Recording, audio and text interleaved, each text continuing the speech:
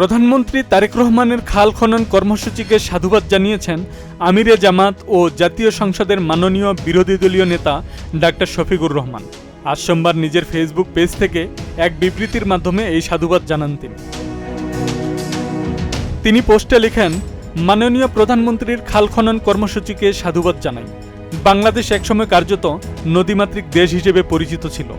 নদীগুলো সচল ছিল, নদীপথে যাতায়াত, পণ্য পরিবহন ও কৃষিক্ষেত্রে নদী ছিল বিশাল নিয়ামক শক্তি। তার পাশাপাশি মৎস্য সম্পদ, জমির উর্বরা সংরক্ষণ এবং বর্ষাকালে পানি প্রবাহ সঠিক থাকার কারণে ঘন ঘন বন্যা এবং এই জনিত দুর্ভোগের প্রাদুর্ভাব কমই হতো।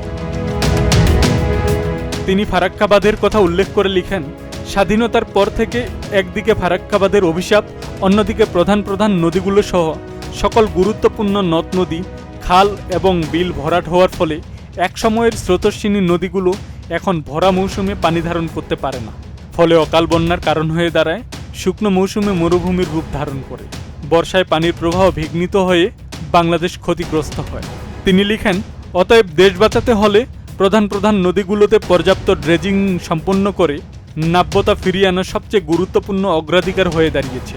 সরকারের উচিত হবে দেশ বাঁচানোর স্বার্থে নদ নদীগুলোর জীবন ফিরিয়ে আনার কার্যকর উদ্যোগ গ্রহণ করা। তিনি আরও লিখেন, মনে রাখতে হবে অতীতে ড্রেজিংয়ের নামে, নদী শাসনের নামে, নদী সংস্কারের নামে বাজেট বরাদ্দ হলেও তার কোনো সুফল পাওয়া যায়নি, কারণ লুটপাটতন্ত্র ছিল তখন শাসকদের মূলনীতি।